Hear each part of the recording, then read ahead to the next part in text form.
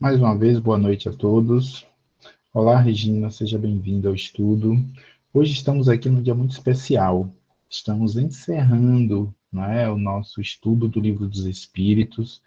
Estamos aqui contando com a presença amiga de Rodrigo, não é, Frazão, e nós esperamos que hoje seja um dia muito especial, porque estamos encerrando um ciclo de 2 anos, gente, né, estudando o Livro dos Espíritos. O Rodrigo vai falar das perguntas 105 a 119. São 15 perguntas, tá? Nós optamos por encerrar o estudo pedindo a vocês que leiam a conclusão do livro, né? Porque a conclusão do Livro dos Espíritos, ela traz alguns aspectos importantes, né? Mas é um texto bem longo, então é importante que cada um, dentro da sua privacidade, possa ler e refletir, né? E próximo semestre vamos dar continuidade aos estudos, estudando mais uma obra de Allan Kardec, né? Codificada por Allan Kardec, trazida pelos Espíritos, que é o Livro dos Médiuns. Rodrigo, a palavra é sua, que possa nos conduzir num bom estudo. Boa noite a todos, a todas que estão aqui presentes. É muito bom estar aqui, partilhando um pouquinho de conhecimento, mas a ideia aqui é a gente partilhar juntos, né? É ser um estudo interativo, dinâmico e com bons questionamentos para a gente. Então, quando eu frequentava o Centro Espírita Amor, Caridade e Emmanuel, lá no Rio, e a gente realizava o estudo do Livro dos Espíritos, quando a coordenadora passava, Rodrigo, você vai ficar com um tal tema, estude para poder partilhar com a gente. Eu não gostava de fazer um estudo assim em slides, né? E nessa época a gente estava em pandemia também, então eu preferia ler todas aquelas perguntas que me foram destinadas, e aí eu abordava aqueles assuntos sem ser aquele estudo da seguinte forma, eu vou ler a pergunta 1003 e a resposta tal. Isso para mim não era dinâmico, sabe? Não era muito intuitivo. Então eu lia tudo e aí tentava explicar, trazendo correlações dentro da doutrina espírita, fora, né? E de outros contextos mais, para que aquilo ficasse mais didático. Então, seguindo o que eu aprendi, o que eu executava no meu antigo centro, eu fiz esse estudo da mesma forma, né? Trazendo todos os aspectos dessas 15 perguntas, mas de uma maneira mais intuitiva. E aí eu vou, durante todo esse estudo de hoje, vou fazer algumas perguntas, né, algumas dinâmicas, aí já vou pedir de antemão, quem tiver um papel, uma caneta e um lápis, já deixem aí separadinho do lado, que a gente vai precisar para o estudo de hoje. E aí, como que eu queria começar esse estudo, né? Duração das penas futuras. Esses tópicos, essas perguntas do Livro dos Espíritos vão nos remeter aos sofrimentos, né, do ser humano antes do seu desencarne e os sofrimentos que o espírito leva após o desencarne. E aí a primeira pergunta que eu queria trazer, né, e aí eu vou trazer duas perguntas anteriores do estudo anterior que o Edivaldo trouxe, que é a pergunta 1003 e 1004, que eu queria questionar. O universo ele não é regido por leis divinas? Eu acredito que todos nós aqui saibamos que o mundo que a gente vive, esse vasto universo, progride, caminha a partir das leis de Deus, né? Então, nada, absolutamente nada é por acaso. E para trazer esse contexto da sabedoria e da bondade de Deus, que são atributos de Deus, Deus é soberanamente bom e justo. Lá no comecinho do Livro dos Espíritos, isso é bem exemplificado para a gente, né? Então, para a gente responder essa pergunta, poxa, Rodrigo, mas o universo não é regido por essas leis? Sim, é. E aí eu trago para vocês, não sei se todos já leram esse livro ou se já assistiram ao filme, mas eu recomendo, apesar do filme ser bem assim, bem fidedigno, verdadeiro ao livro, mas eu aconselho ler o livro, né? Quando tiverem um tempinho, nessas férias também, né? Quem tiver de recesso, o livro A Cabana. Esse livro, para mim, apesar de não ser um livro espírita, né? Muitos dizem que é um livro espiritualista, outros dizem que é um livro católico. Eu não gosto de encaixar dentro de um lugar circunscrito esse livro, mas, para mim, esse é um livro que eu pude interpretar muito com a visão da doutrina espírita, né? Por já ler ele depois de alguns anos estudando espiritismo. E aí esse livro, essa história, ao meu ver, traz de modo concreto a sabedoria e a bondade de Deus, a partir de um sofrimento de um personagem que perde um ente querido. Não vou trazer muitos spoilers para não perder a graça, mas a partir de um grande sofrimento do personagem principal do livro, Deus se faz presente com a sua bondade e a sua justiça. E aí, por que eu gosto de tocar esse lado do sofrimento do personagem principal do livro, Mackenzie? Porque Deus se faz presente, literalmente, no mundo que a gente vive hoje de provas e expiações, ele se faz presente também pelas nossas dores. Né? Não é que Deus goste de ver a gente sofrer, pelo contrário, ele não gosta. Quem cria e constrói o sofrimento somos nós mesmos, seres humanos. Né? E aí Deus utiliza da sua bondade, da sua justiça, para que a partir do sofrimento que eu construo para mim mesmo ou para outros, ele se faça presente. Né? E muitas vezes eu não enxergo isso, que Deus está presente, apesar de eu estar em sofrimento. E aí, trago para vocês a seguinte frase de um físico que eu adoro, né? O Einstein, que ele falou em dezembro de 1926. O Einstein diz o seguinte: a teoria produz um bom resultado, mas dificilmente nos aproxima do segredo do Criador. Estou, em todos os casos, convencido de que ele não joga dados. Né? Essa frase, principalmente o final, essa frase ficou muito conhecida em todos os meios, não só os meios acadêmicos. Deus não joga dados. E Einstein, apesar de ter vindo inicialmente na sua infância de uma família religiosa, ele não se firmou em uma religião. E aí muitos, inclusive ele também se dizia ateu. Mas apesar do ateísmo, ele sabia que um criador, esse ser divino, não jogava dados com o universo. Ou seja, quando o Livro dos Espíritos nos traz uma resposta com a indagação de Kardec, de que o universo não seria regido por leis divinas, sim, os espíritos respondem que sim, porque isso fugiria dos atributos de Deus, de ser soberanamente bom e justo, e principalmente Deus agir por acaso. Uai, Deus agindo ao acaso? Que Deus é esse que não se firma as suas construções dentro desse universo por leis, né? Por acontecimentos que são constantes, que são imutáveis? Deus agir por um acaso seria tirar os seus atributos que a gente conhece. Então, Einstein foi muito sábio quando falou isso, mesmo dentro do ateísmo, né? E aí a gente se pergunta também, duração dos sofrimentos, duração remete a tempo, né?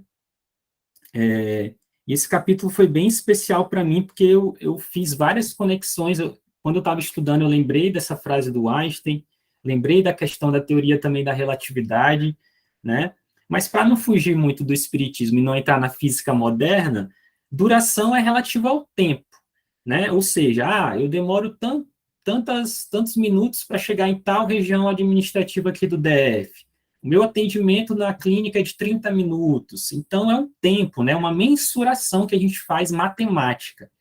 E uma coisa importante, quem criou o tempo foi o ser humano. O quê, Rodrigo? O tempo não é criado por Deus? Infelizmente, essa questão do estudo do tempo, que está relacionado em alguns tópicos do espiritismo, está muito relacionado também a tópicos da física moderna, ela até hoje é muito debatida e discutida. Mas o tempo, o relógio, os ponteiros, essa matemática em volta da marcação, dos números, foi uma criação do ser humano, e não de Deus. Tanto que o Livro dos Espíritos nos fala, nessa pergunta dos estudos de hoje, nos fala que o tempo, a duração de um sofrimento, quando o espírito está desencarnado, parece que é maior. Rodrigo, mas por que parece que é maior? Porque a gente não faz coisas que a gente faz quando está nesse corpo, nesse casulo. Por exemplo, dormir. A gente não dorme quando está desencarnado. Então, a duração, vamos colocar assim, a duração de um sofrimento, para esse espírito desencarnado, parece ser o quê? Mais longo, ter uma duração maior. Né? Tantos que muitos de nós encarnados pensam, quando eu desencarnar, quando eu morrer, esse meu sofrimento vai embora, né? E aí vem aquela temática também do suicídio. Eu quero tirar a minha vida para tirar esse sofrimento. E a gente bem sabe, pelo pouquinho que a gente tem de conhecimento do espiritismo, que não é bem assim. Né? O suicídio só prolonga o sofrimento, certo? E aí tem uma coisa muito interessante nessa questão da duração dos sofrimentos para a gente, que está relacionada a dois eixos muito importantes que a espiritualidade nos trouxe nessa obra da codificação. A duração dos sofrimentos se relaciona com o grau de purificação do espírito. O que é isso, Rodrigo? Grau de purificação, ou seja, cara, que ponto da minha jornada eu estou? Né? Eu não sei quantas reencarnações eu já tive, a Cléo, o Paulo, Tamires, Ana, eu não sei, a gente não sabe, né? E se o plano espiritual a gente vai viver pela eternidade, será que tem como eu encaixar numa linha do tempo? Não, eu estou bem aqui nessa linha. Se a gente sabe que a espiritualidade, a vida no plano espiritual é eterna, não tem como encaixar numa linha do tempo. Tal qual a gente faz desde a época da escola, o tempo dos dinossauros, o tempo do homem primata, a era moderna. Não, não é assim que funciona. Mas, para que eu mensure o meu sofrimento, eu preciso saber como é que eu estou. Poxa, eu estou conseguindo crescer, eu estou praticando o evangelho de Jesus, eu já consigo entender o que é uma prática no bem, eu já consigo vencer o que é ruim em mim, as minhas más tendências. Então, isso vai me indicar a que grau eu estou conseguindo me melhorar, a que grau eu estou conseguindo alcançar a minha redenção nesta vida, nesta reencarnação atual. E aí a espiritualidade diz, pessoal, vejam o grau de purificação que vocês estão inseridos momentaneamente, né? Porque a vida é uma evolução constante, e o tempo que a gente destina, olha o tempo de novo aí, para a gente se melhorar. E aí vem um questionamento. Será que a gente se dedica à nossa melhora?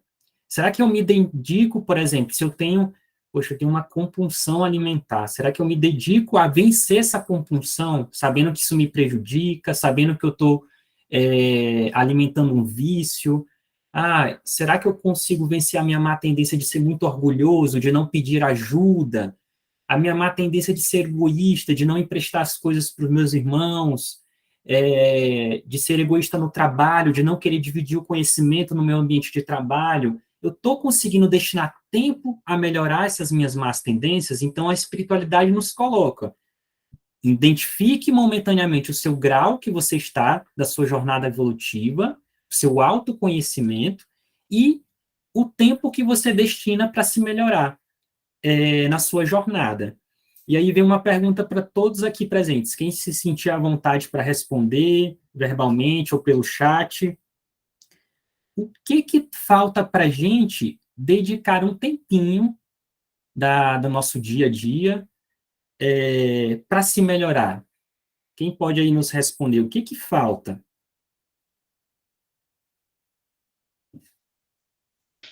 Eu acredito que é dar prioridade, Rodrigo. Um dos motivos, né? Obviamente que tem outros, mas se dedicar para um trabalho, qualquer coisa, eu diria, na vida, né? Principalmente em aspectos que mexem com valores nossos, que mexem com a nossa espiritualidade. É uma necessidade, pelo menos que eu vejo, tá? De priorizarmos. A gente prioriza tanta coisa, né? Só que a gente não percebe que estamos priorizando. Certo, obrigado, Paulo. Inserido Vai lá, Sandra. interesse. Eu não entendi. Estaria inserido no que o Paulo falou, o interesse. Ah, o interesse, perfeito. Então, vamos lá, ó. Prioridade, interesse, agora a Ana. Assim que você fez a pergunta, já me veio a resposta na cabeça, assim. Vou responder o que veio. Pode ser que pensando melhor eu mude, eu acho outras coisas, mas a primeira palavra que veio foi coragem. Porque para a gente fazer, nos olhar, nos enxergar, exige muito. E às vezes nos falta essa coragem ainda de ver o que precisa ser visto para poder fazer essa dedicação. Perfeito, Ana. A Cléo também agora. Eu acho que a palavra para mim é disciplina, né? Porque eu acho que todos nós aqui até já faz isso, né? O que você perguntou, que era justamente o que falta para nos melhorar. Eu acho que cada um de nós já faz alguma coisa, né? Até porque se a gente olhar um pouco para trás, a gente percebe o quanto a gente já mudou, o quanto a gente se melhorou, né? Agora a pergunta é suficiente? Né? Então, eu acho que disciplina é a palavra que me vem na cabeça. Beleza. Ó, a Regina levantou a mão. Pode falar, Regina. Rodrigo, eu acho que é aquela vontade, assim, sincera mesmo de querer mudar, sabe? Porque às vezes a gente fala, eu quero tanto mudar, tal, mas a gente não sai ali daquela zona de conforto nossa, né? Porque a mudança, ela às vezes dói, né? Ela às vezes dói, porque você tem que abrir mão de muita coisa. Então, eu acho que é aquela vontade sincera mesmo de querer mudar, sabe? De aceitar o que tem que ser mudado, né? Admitir que eu preciso fazer, abrir mão de muitas coisas para ter essa mudança, né? Então, eu acho que é a vontade sincera. Certo. A Rita, ela botou no chat, nos falta boa vontade, né? Que vai de encontro ao que a Regina acabou de falar. A Tamires quer falar também? Não sei. Sim, eu entendo bem como a Ana, sabe, coragem para realmente abraçar, né, o que a gente precisa abraçar e seguir. Maravilha. E aí, quem será que acertou? Pessoal, não tem certo e errado, né? O que cada um aqui falou é imprescindível para essa pergunta que eu fiz a vocês. O que que nos falta para melhorar? A gente precisa de disciplina, a gente precisa de interesse, precisamos de coragem, precisamos também de vontade, né? Que foi bem pontuado, eu gostei também quando veio essa palavra vontade. Paulo, eu não me recordo a palavra que você falou agora. Prioridade. Prioridade, Sabia que começava com P. E prioridade também. E aí, tudo isso, se a gente for parar para pensar, é importante para a gente tomar a iniciativa de que, cara, eu quero me melhorar. Não dá mais para eu ser assim, não dá mais para eu ficar cometendo os mesmos erros, caindo novamente numa coisa que eu sei que está errada e eu caio novamente. Então, eu preciso unir tudo isso que vocês falaram, que vai de encontro ao que a espiritualidade nos fala em O Livro dos Espíritos, que nos falta a vontade, né? E aí, essa vontade, pessoal, eu gostei muito do que a Regina falou, né? De ser uma vontade verdadeira, né? Uma vontade que eu realmente consiga estabelecer uma prioridade na minha jornada. Uma vontade que eu tenha coragem para agir diferente, para não seguir o fluxo da massa, né? Da sociedade, né? Por exemplo, de ser uma sociedade muito materialista, muito egoísta, mesmo no mundo pós-pandêmico, a gente ainda continua assim, infelizmente. Uma boa vontade, uma vontade sincera, como a Regina nos pontuou, para a gente ter disciplina, de recusar coisas que vão nos levar para as portas largas da vida, né? E a gente tem um interesse também, como a Sandra nos pontuou. O interesse de o quê? De me melhorar. Cara, se eu não me melhorar, se eu não me amar, se eu não fomentar o meu autoconhecimento, como que eu vou viver? Eu vou viver ciclos repetitivos. Vou precisar de mais e mais reencarnações para poder me melhorar. E, principalmente, muito mais que reencarnações, eu vou continuar em quê? Em sofrimento. E aí o tempo do sofrimento vai ser cada vez mais longo. Então, gratidão por cada um do conceito que vocês trouxeram. Gostei demais. E aí vem mais uma pergunta aqui que eu anotei para a gente pensar juntos.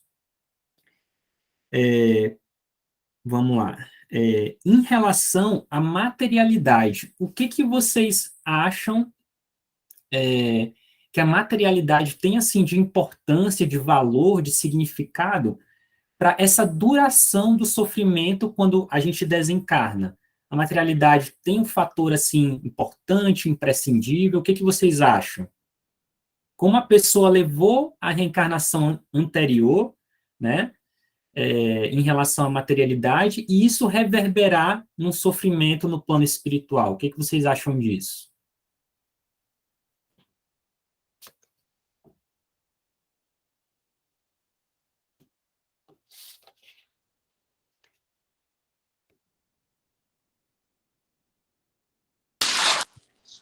Rodrigo, eu não sei se eu entendi a pergunta, mas... Eu ia falar. Eu vou resumir. O quanto a materialidade ela está, de fato, ligada a uma duração de sofrimento no plano espiritual para mim, a matéria, em relação à minha vida anterior. Ela está ligada, não está? Rodrigo, acho que não tem nada a ver, não. Ligada. A materialidade está totalmente ligada, porque quanto mais preso a materialidade, né, aos bens, a coisas, mais eu tenho dificuldade de assumir a minha essência, né, que é a espiritual. Então, isso vai prolongar, com certeza, os apegos, vai prolongar a duração das penas. Perfeito. Ana Rita também levantou a mão. Na verdade, é quase a mesma coisa que a Mina falou, né? Quanto mais materialista nós somos, mais ligados nós vamos estar àquilo que a gente tanto se preocupou no mundo imaterial. Então, vai ser uma dependência, né? Que traz muito sofrimento. Eu vejo dessa forma. Legal, Ana, Rita. Gostei muito dessa questão, Rita, que você trouxe da dependência, né? Quando a gente tem uma jornada, uma caminhada na encarnação, né? Nesse casulo nosso, com muita dependência da matéria, e aí dependência, gente, de N fatores, não é somente a dependência que a gente mais fala dentro do movimento espírita, o apego aos bens materiais, né? Eu quero ter isso em casa, que é a tal roupa que eu adoro, essa vida mundana. Não é somente essa talvez seja uma das principais, mas é uma dependência material, da materialidade, no sentido até, por exemplo, de um apego a um sentimento, a uma pessoa, né? De alguma substância que você usava na vida anterior, e aí isso lhe causou danos, que você repercute também essa percepção. Aí isso é importante a gente frisar, é uma percepção. Quanto mais apegado eu sou à matéria na minha última vida, eu levo essa percepção para a minha vida espiritual. Como assim, Rodrigo? Mas eu não deixei o meu corpo, não ficou lá, ele não vai passar pelo processo de decomposição? Sim. Mas, gente, a gente precisa... Às vezes isso no movimento espírita fica um pouco assim... Às vezes até não tão debatido. Quando a gente desencarna, eu não vou ser um ser de luz porque eu deixei o meu corpo, deixei o meu corpo, estou em espírito agora, vou me recordar das minhas vidas anteriores, de tudo, né? Não vai ser assim. As tendências que eu carrego na minha última vida e nas vidas anteriores, vai se repercutir no plano espiritual. Ou seja, se eu era apegado nessa minha última vida e nas vidas anteriores, eu vou repercutir isso na espiritualidade. E aí isso cai num sofrimento também, numa dor, numa mazela, da seguinte maneira. Por exemplo, se eu for, vamos colocar assim, alcoólatra, né, na minha última vida, e fui em vidas anteriores também. Teve vidas que eu consegui vencer o alcoolismo, outras não, mas na minha última eu permaneci, né, nesse estado de saúde, né? Quando eu desencarnar, eu, pela minha percepção, ainda está muito material, eu vou querer estar perto de pessoas encarnadas que bebem, que estão lá ingerindo álcool, eu vou querer me alimentar, entre aspas, devido à minha percepção ainda muito ligada à matéria, de estar próximo ao álcool, seja ele qual for. Então, isso vai fazer com que eu dure mais o meu sofrimento de ter sido um alcoólatra na última vida ou em outras vidas, muito maior. Eu vou fazer com que a duração disso se estenda ainda mais no plano espiritual. E lembrem, e se eu não durmo, como eu durmo aqui nesse casulo atual, essa duração dá uma percepção, uma abrangência muito maior, né? Então, a materialidade, ela está, sim, relacionada, né? A espiritualidade nos diz, nessas perguntas, está, sim, relacionada à duração desse sofrimento, né? No plano espiritual. E aí, o que essas perguntas, assim, sucessivas desse capítulo nos falam, né? Tem um conceito de eternidade. O que será eternidade, né? Quando a gente, o Livro dos Espíritos, lá no comecinho fala, Deus pode ser infinito, né? E aí a espiritualidade responde que esse conceito de infinito não cabe a Deus, porque infinito é que tem um começo, mas não tem fim. E Deus, a gente sabe o conceito que a espiritualidade nos traz é que ele não tem começo e nem fim. Então, o conceito de infinito não se encaixaria para Deus, que é Deus. E já eternidade, Deus é eterno.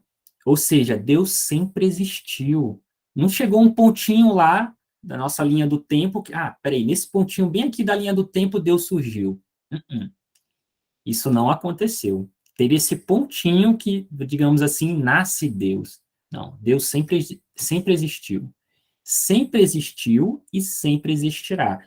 Então, eternidade é um atributo divino. E aí, se a gente coloca esse atributo divino dentro desse ser, Deus, né? A gente poderia dizer que o mal é eterno. A gente poderia dizer que o ser humano é eternamente mal. E aí, por que eu faço essas perguntas? Porque a gente precisa utilizar, pouco a pouco, construir isso, utilizar a fé raciocinada, a lógica e o bom senso, que a espiritualidade e a codificação kardeciana tantos nos trazem esses conceitos, lógica, fé raciocinada, bom senso.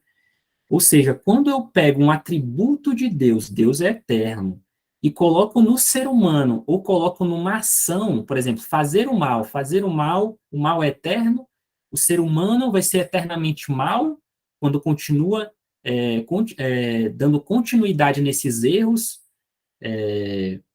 em atos ruins.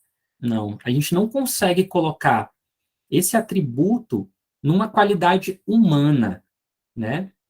Então, o ser humano não vai ser eternamente mal. O mal não é eterno. São condições momentâneas, são condições contextuais, são condições circunstanciais. Aí volta a questão do tempo. Quanto tempo o ser humano vai ser mal? Vai depender dele, vai depender da vontade, da prioridade que ele coloca nisso, de vencer o mal, da coragem, da disciplina. Então, isso são coisas transitórias, né? E aí, pensem bem, vamos lá utilizar essa fé raciocinada. Se Deus é eterno, soberanamente bom e justo, por que que ele criaria um mal eterno? Por que que ele criaria um ser humano que pode ser eternamente mal? Faz sentido isso? Ele perderia o atributo da bondade e da justiça. Olha só, se o ser humano fosse eternamente mal, se o espírito estivesse nessa condição de forma eterna, um espírito imperfeito, né? Então, Deus não cria um mal eterno. E, na verdade, quem cria o mal é o próprio ser humano. Ou quem cria o mal, a gente falando em pluralidade de planetas, pluralidade de existências, de mundos habitados, é o ser de cada planeta. Deus não criou o mal. Deus nos deu a condição de livre-arbítrio e nos criou simples e ignorantes. Então, quando a gente pensa, se a gente for parar para pensar pela lógica e pela fé raciocinada, o ser humano não pode ser eternamente mal, estar nessa condição de forma perpétua, porque senão isso tiraria, arriscaria um atributo de Deus, que é a sua bondade, a sua própria eternidade e a sua justiça. Então, peguem aí, eu pedi para separarem um papelzinho e uma caneta, um lápis. Peguem aí, chegou o momento esperado. Vamos lá, eu quero que vocês escrevam nesse papel, não precisa ser um papel grande não, pessoal, pode ser um papel pequeno, um bloquinho, quer dizer, vai depender do que vocês escreverem, né? Então, talvez precise de um papel grande. Então, vamos lá, eu quero que vocês escrevam aí no papel um sofrimento atual pelo qual estão passando, né? E dobrem esse papel. Escrevam o sofrimento atual que vocês estão passando, dobrem o papelzinho, e quando todo mundo tiver terminado, é só dar um... Pode falar ou pelo chat também.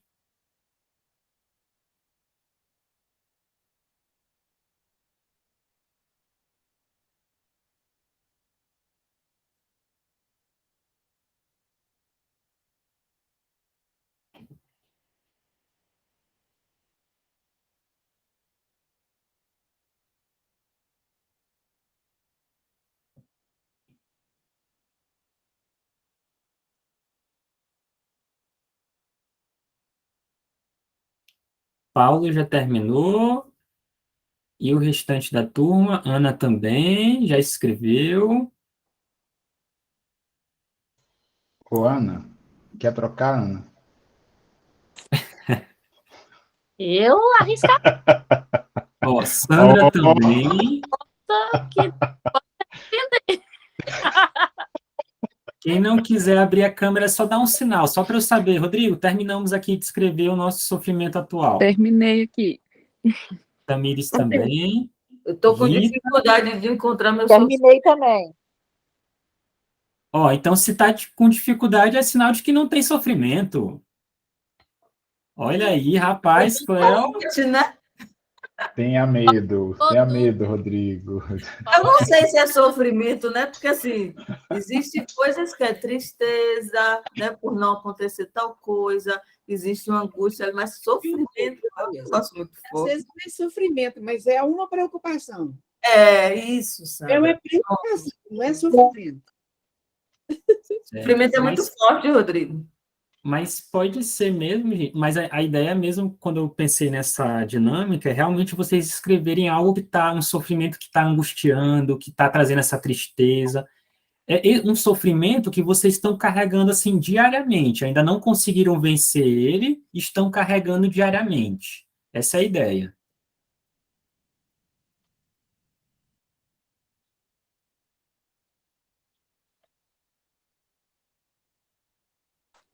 eu te passo o meu.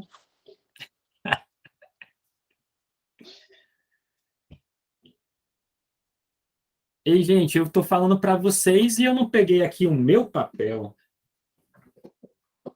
Mas você está passando por algum sofrimento, Rodrigo? Um menino novo? Se estou.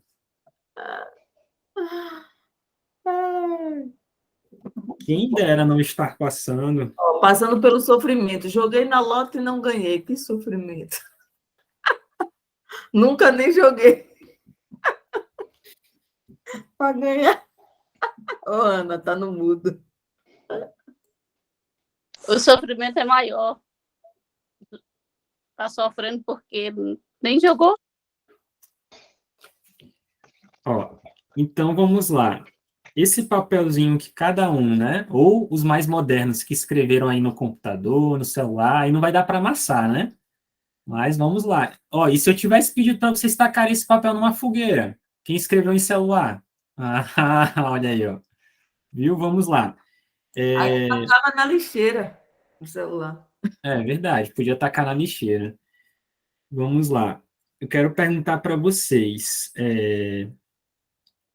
Se eu pedisse para vocês pegar esse papelzinho com o sofrimento de vocês e deixasse, gente, guardem aí na escrivaninha, guardem numa caixa que vocês têm no quarto, ou guardem num canto que vocês sempre possam abrir esse papel para lembrar desse sofrimento. Esse sofrimento iria cessar, iria acabar?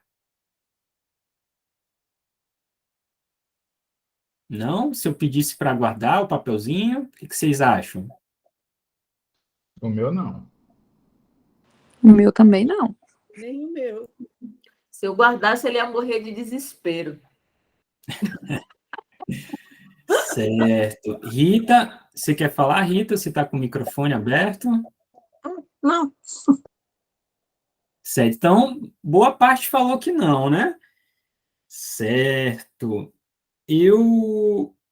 Vamos lá. Eu acho que eu nem posso responder, senão eu vou acabar influenciando, mas vamos lá. Então, se vocês deixassem... Oi, Rita? não, eu estou pensando aqui, né? O fato da gente ter, por mais que a gente passe por dificuldades, né? Escrever aqui o sofrimento. O fato de eu colocar esse sofrimento num pedaço de papel, pelo menos para mim, isso não vai, vamos dizer assim, contribuir, não vai trazer nada assim de diferente se eu não der importância àquilo que está escrito. Né? Olha só, que perspectiva maravilhosa, Rita. Gostei de ver. Realmente a gente dá sentido, né? Aquilo. Aí volta a questão que vocês falaram no início: coragem, prioridade, disciplina, interesse, vontade, para tentar tirar aquele sofrimento da nossa caminhada. Mas o que eu quero fazer também, vocês partirem por outras perspectivas. É de que a gente deixando esse papelzinho com o nosso sofrimento em qualquer canto do nosso quarto, da nossa casa, ou levar ele com a gente todos os dias para algum lugar, gente, esse papelzinho com a escrita de vocês, com esse sofrimento, ele vai se desmanchar, ele vai desaparecer. Não sei quem usou lápis, quem usou caneta, mas a tinta vai, com o decorrer do tempo, vai se apagar, vai ficar mais fraquinha até desaparecer. Então, esse papel com o nosso sofrimento, ele vai se desgastar, mas é claro que a duração disso vai ser o quê? Muito o quê? Muito maior. Ainda mais quem escreveu de caneta. E quem escreveu com aquelas canetas boas, então, aí mesmo que a tinta vai durar. Então, vai ser um processo mais árduo para esse sofrimento, esse papelzinho com o nosso sofrimento ser eliminado, né? Daqui desse planeta. Mas, o que a gente pode fazer com esse papelzinho com o nosso sofrimento? A gente pode colocar ele, queimar, colocar numa fogueira. Quem tem lareira em casa pode jogar lá o papelzinho. E o que imediatamente vai acontecer? Ou se eu acender aqui um isqueiro, um fósforo, ou colocar lá na boca do fogão, esse papel com o nosso sofrimento, ele vai se apagar instantaneamente. E o que eu quero dizer isso? O que eu quero dizer com isso para vocês? É que cabe a nós, a nossa escolha, a nossa atitude que a gente vai tomar para durar esse sofrimento que está aqui no nosso papelzinho. Ou seja, eu posso deixar ele lá guardadinho no canto e ele vai ficar lá por um bom tempo, que a gente não sabe mensurar, calcular, ou eu posso de imediato jogar ele no fogo, queimar esse sofrimento para ele desaparecer. E o que é esse ato de jogar ele no fogo, de queimar? É a nossa vontade, a nossa atitude, é tudo aquilo que vocês me falaram no início, da gente querer tirar esse sofrimento da nossa vida. Quando esse papel queima, ele desaparece. Então, por que a gente não está queimando os nossos sofrimentos?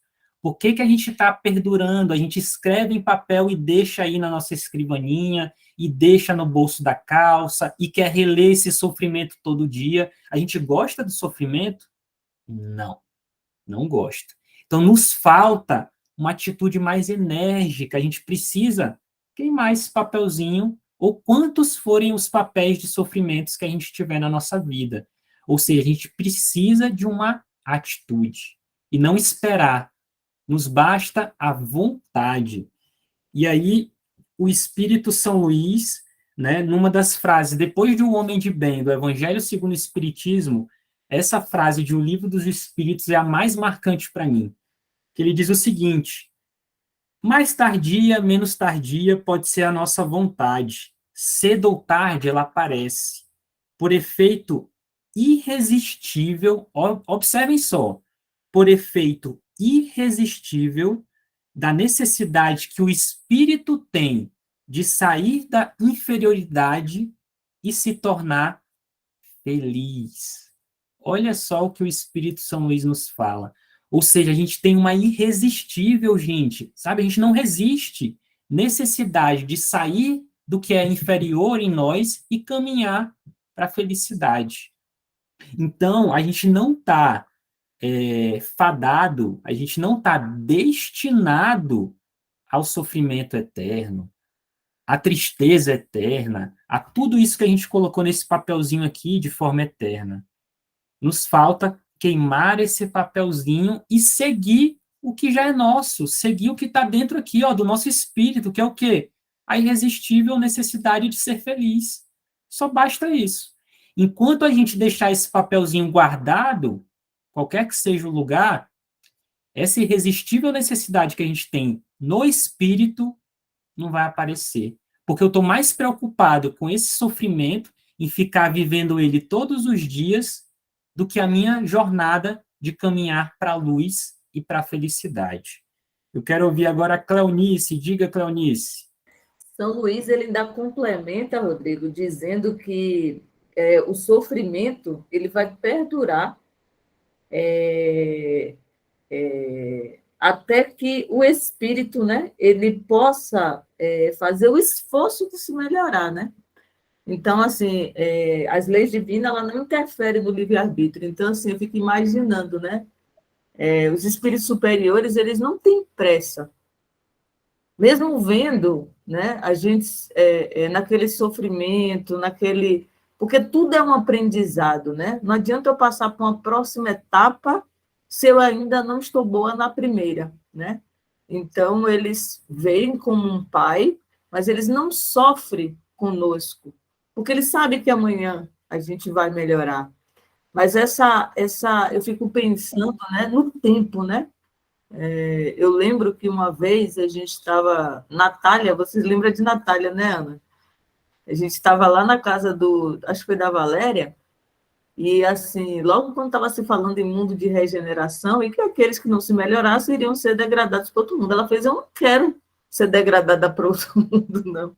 E foi tão engraçado, porque a gente, começando a falar sobre isso há mais de 5 anos atrás, e assim, a gente já pensa nisso, mas assim, quanto tempo eu tenho, né? Ou quanto tempo um espírito em erro ainda, em sofrimento, ele que não queira sofrer mais ou não queira ser degradado por um mundo inferior, ele deve perdurar ali, né? Então, basta você olhar a evolução dos mundos, né? Se você não evolui com aquele que você está, você vai ser degradado.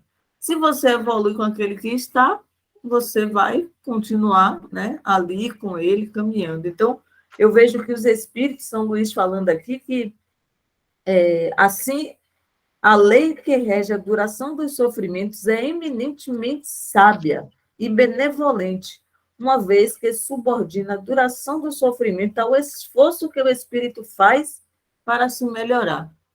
E aí a gente se pergunta, né? O quanto, como você perguntou, né? O quanto de esforço estamos fazendo, né? Perfeito, Cleo. Muito bom mesmo. Essa frase sempre me chamou a atenção, tanto que eu pontuei que depois do Homem de Bem, essa frase de São Luís são bem especiais para mim. E aí você toca, Cléo, num ponto muito importante, que é a questão do livre-arbítrio, né? Olha só a gente pensar, voltando àquele ponto inicial do estudo, a gente pensar que o ser humano vai ficar eternamente em sofrimento, o ser humano vai ser eternamente mal, seria também retirar o nosso livre-arbítrio, ou seja, eu chegar num dado momento da minha vida, cara, eu não quero mais ser alcoólatra, eu não quero mais declinar a minha saúde com o alcoolismo, seria tirar a minha vontade, o meu desejo, o meu livre-arbítrio de ir para o caminho diferente. Então, Deus nos permite, nos dá um presente do livre-arbítrio para a gente ser o nosso próprio criador do nosso destino. E não ser fadado a acontecer coisas e coisas com a gente, situações e situações. Mas aí, Cléo, a sua fala me chamou uma atenção muito legal no seguinte contexto, né? E eu já vou trazer esse aspecto aqui do estudo, né? Quando você fala do exemplo que aconteceu lá na Valéria, né? Não quero ser degradado para outro planeta. Mas, gente, infelizmente, por ainda existir, né? E talvez talvez a gente passou por isso também em uma dada reencarnação. Por ainda sermos muito endurecidos, imperfeitos, tem coisas que são impostas para a gente. Mas ainda que sejam impostas, por exemplo, uma reencarnação compulsória, isso não retira de modo algum a bondade, a justiça e o amor de Deus. Rodrigo, mas tem certeza? Poxa, mas querem me obrigar a reencarnar, querem me obrigar para ir a um planeta inferior? Como assim? Cadê o Deus? Cadê o Deus que é soberanamente bom, justo? Pois é, pessoal, mas isso acontece justamente para nos melhorar. Porque a gente não consegue fazer a escolha de tomar o nosso livre-arbítrio para esse caminho da redenção. E aí algumas penas são impostas, não são todas. Mas, Rodrigo, cadê a bondade de Deus? Cadê os atributos divinos aí? Eu ainda não compreendi. Os atributos divinos permanecem, sabe como? Porque nessas penas impostas, só nos basta, sabe o quê? Arrependimento. Só nos basta, sabe o quê? Vontade para sair daquele erro. Ou seja, por mais que eu tenha uma reencarnação compulsória de nascer com alguma condição, com alguma expiação que eu preciso passar, se eu me arrepender, se eu ter a vontade de mudar, utilizar o meu livre-arbítrio para minha redenção, eu não vou precisar passar 100% totalmente por aquela pena, por aquele sofrimento. Ou seja, de novo, está em nossas mãos. E aí é que entra a justiça divina. Ou seja, por mais que exista, sim, penas impostas, mas é o meu arrependimento, é a minha mudança de rota que me faz riscar esse imposta e caminhar por outro lado. Então, o arrependimento, a vontade, nos permite uma mudança. E aí eu quero falar aqui uma coisa que às vezes eu me coloco nisso também, a gente no movimento espírita não entende. Ainda é muito falado no movimento espírita, karma, isso é um karma, eu tenho que passar por isso, essa é a esposa que eu mereço, né? Talvez em outra vida eu tenha sido muito egoísta e tal, e hoje eu estou sofrendo agora, eu estou sofrendo no meu trabalho porque talvez em outras vidas eu tenha também sido um chefe ruim com os meus funcionários. Gente, karma, a gente precisa estudar. Karma no espiritismo, sem fundamento. Destino no espiritismo, sem fundamento. Esse é o meu destino, esse sofrimento é o meu destino, esse karma é o meu destino. Opa. Precisamos, então, ler mais, estudar mais, para entender que karma e destino não fazem sentido nenhum com a lógica, com a fé raciocinada e com o bom senso. E, principalmente, se a gente não tiver a par de usar a fé raciocinada, a lógica e o bom senso, a gente não pode jamais tirar os atributos de Deus. Quando eu falo em destino, quando eu falo em karma, eu tiro os atributos da divindade. E aí eu quero ler para vocês uma poesia que outra pessoa que eu sou super fã, o Nelson Mandela, ele, enquanto estava preso, ficou preso por muitos anos na sua luta contra o apartheid, a favor dos direitos civis da população da África do Sul. Ele foi preso injustamente, permaneceu anos preso, e aí o Mandela, ele sempre quando ele estava perdendo a coragem, a fé, a força, ele lia essa poesia. E aí eu quero ler essa poesia para vocês, de um poeta inglês, William Ernest Henley.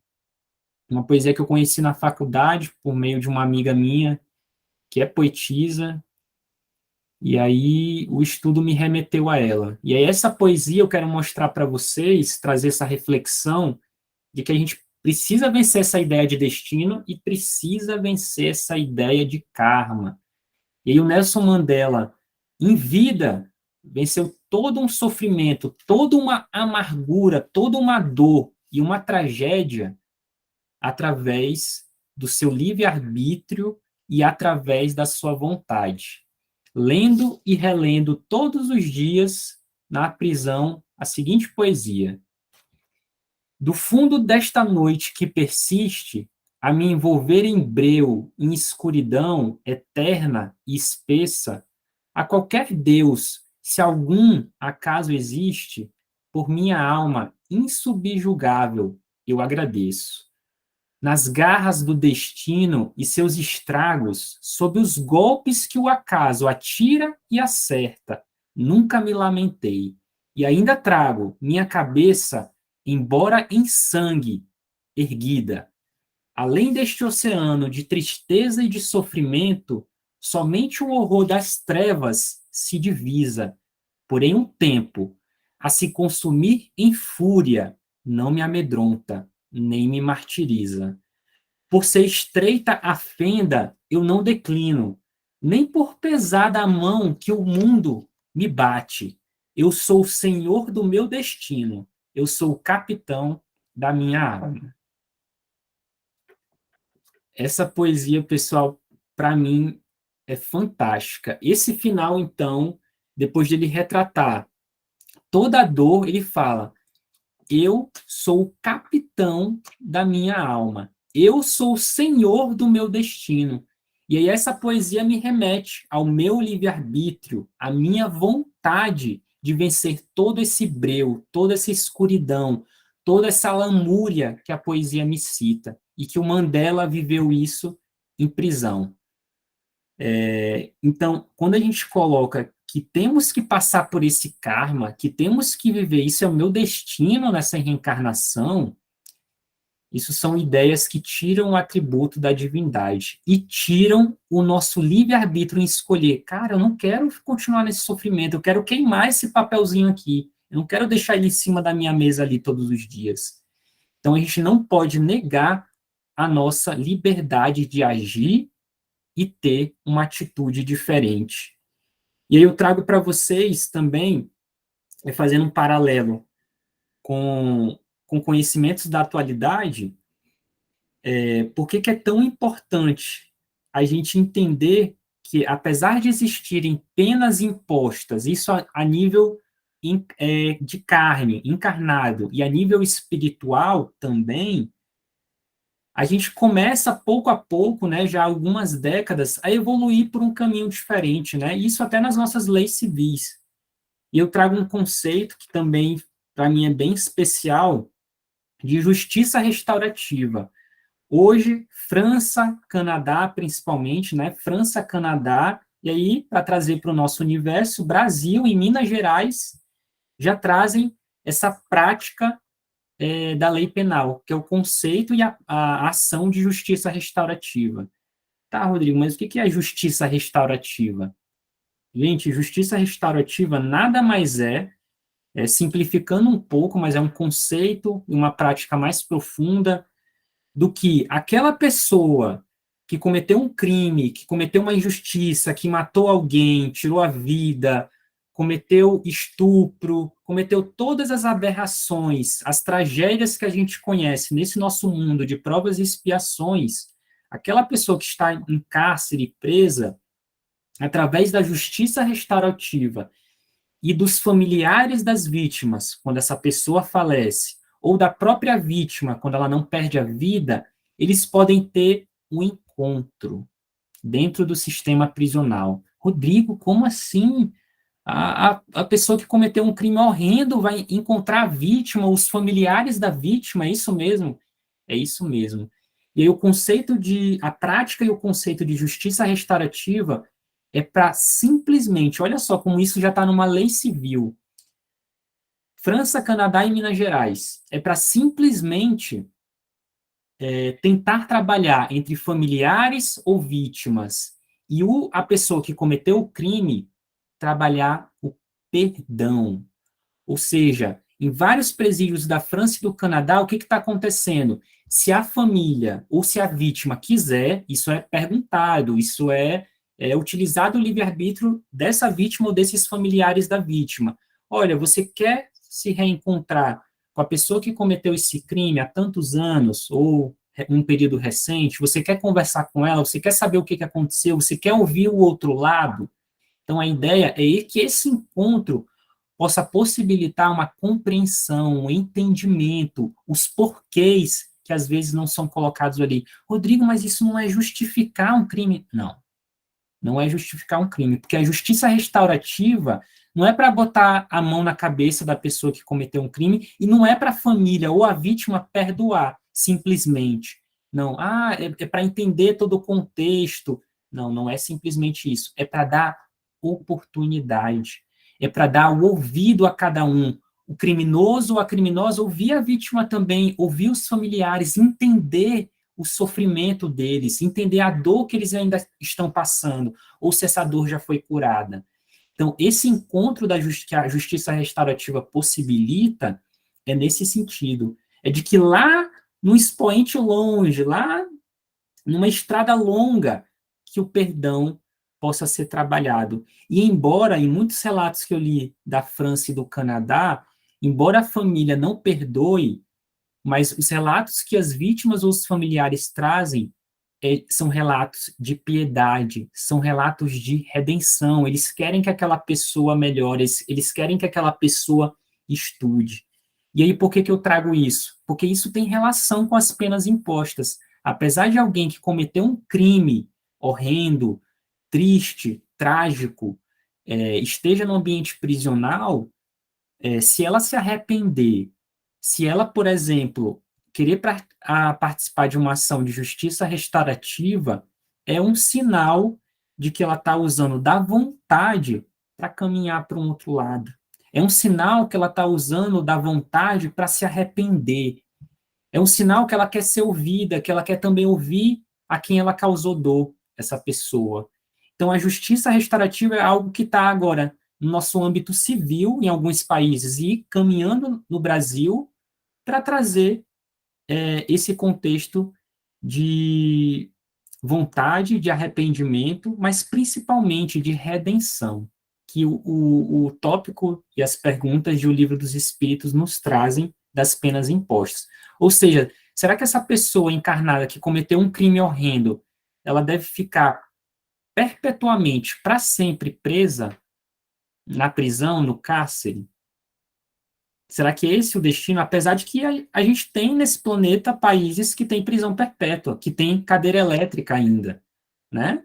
Mas será que esse é o destino daquele ser humano, ter essa pena imposta eternamente? Não. Mas, infelizmente, a justiça restaurativa não está em todos os países e ainda está caminhando a pequenos passos. E o que eu quero trazer também para vocês sobre essas perguntas do Livro dos Espíritos, né? E agora, voltando, quero ouvir vocês. Será que a Bíblia, né? Vamos lá, a Bíblia nos traz todas as verdades? Ou melhor, será que a Bíblia está sendo estudada, está sendo, assim, disseminada de uma forma 100% correta, adequada? O que vocês acham?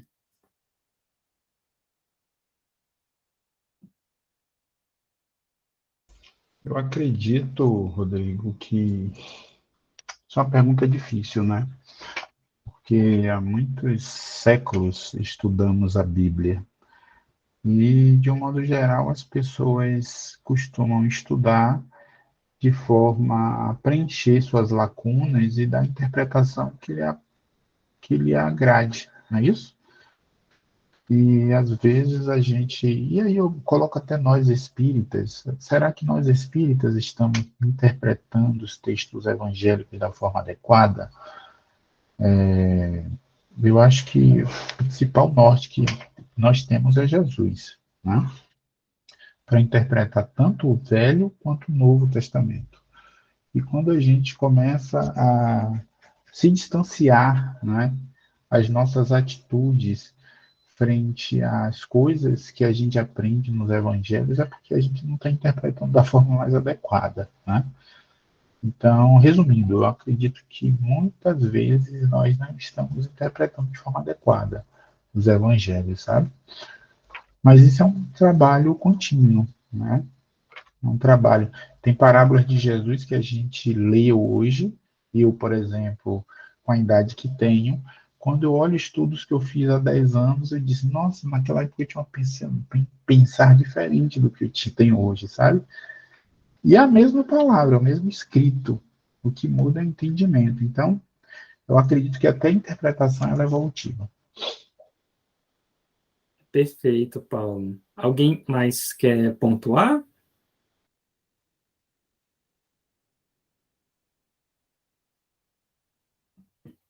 Ninguém? Então vamos lá. O Paulo está certíssimo. Muitas vezes a gente interpreta o Evangelho, as Escrituras da Bíblia, de modo equivocado. E principalmente, pessoal, a gente interpreta de acordo com os nossos interesses, né? Nós ainda somos muito egoístas. Houve as guerras santas, né? Há séculos atrás, para a gente eliminar povos, culturas, tradições em favor de um Deus, em favor de um Cristo, né? Então, o ser humano sempre interpretou a Bíblia por modo de interesse, para poder ter conquistas, vitórias e assim se sobressair. E aí, o que é importante na Bíblia? Ainda hoje, e isso também para nós espíritas, a gente precisa, principalmente aquela pessoa que está dentro do movimento espírita, que quer compreender um pouquinho mais a Bíblia, né, e as Escrituras. Precisa estudar.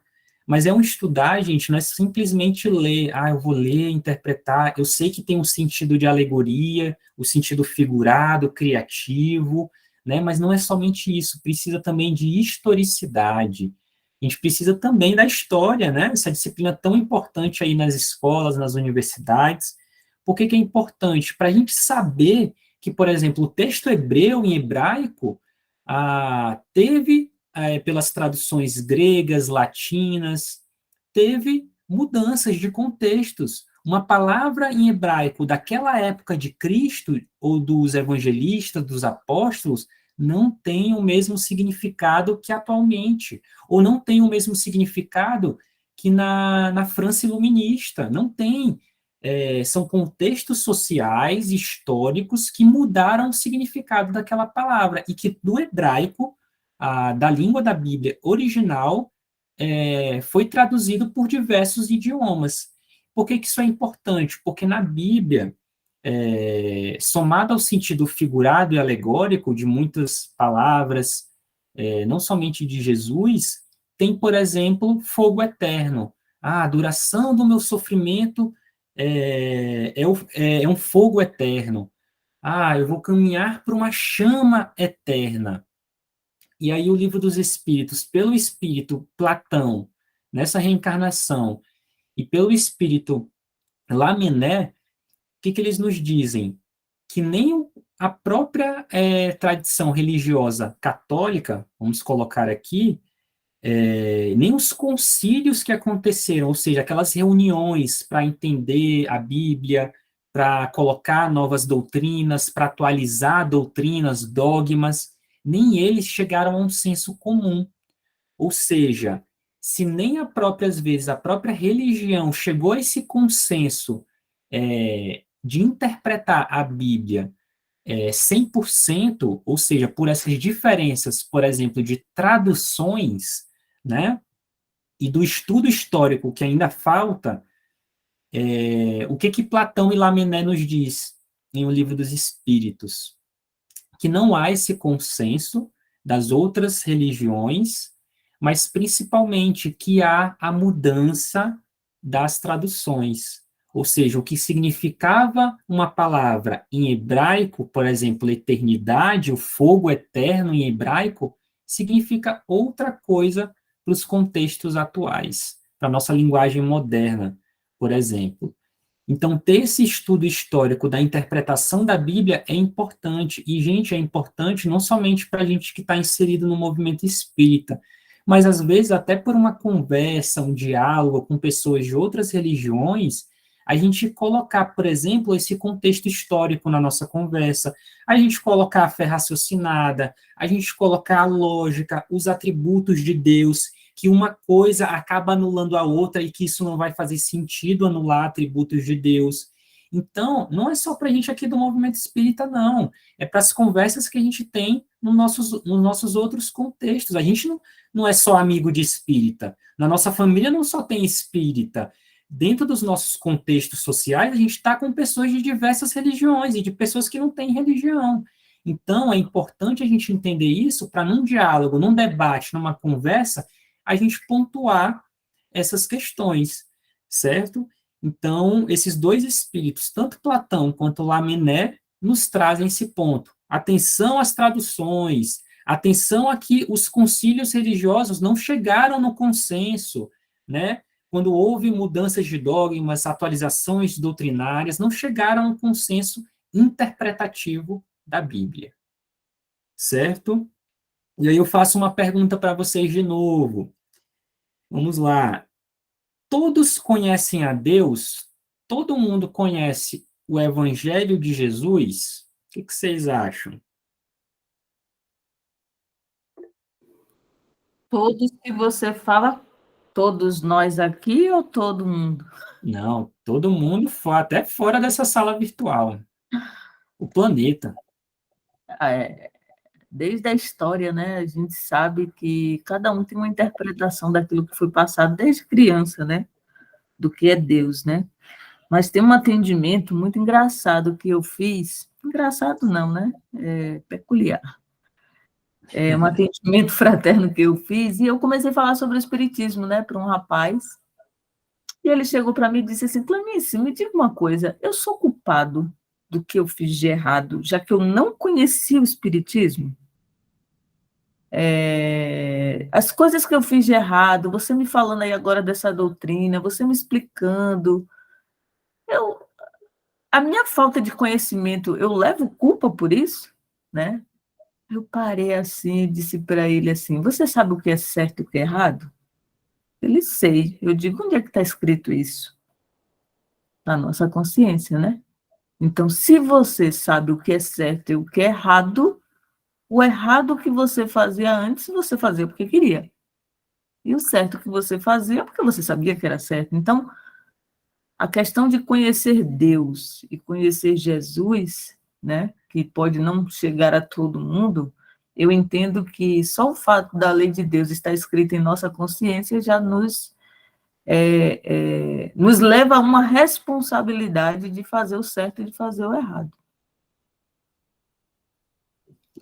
Perfeito, Cléo. Gratidão, viu? E realmente esse atendimento fraterno foi bem peculiar, né? Gostei. Mas bacana que também nos amadurece, né? Nos traz reflexões. E o atendimento fraterno é uma via de mão dupla. A gente está ali para auxiliar, para ajudar, mas também somos auxiliados e ajudados, né? E alguém mais quer pontuar? Se todo mundo conhece a Deus, ao Evangelho de Jesus? Não, que as pessoas, a gente vai aprendendo com o nosso amadurecimento, né? Nós vamos amadurecendo e vamos entendendo Deus. Assim, isso, eu vejo assim que em todas as religiões, né? Não só no espiritismo, assim, apesar de que a gente tem uma noção maior pelas leis divinas que a gente antes não tinha conhecimento, e a gente hoje tem o conhecimento dessas leis, né?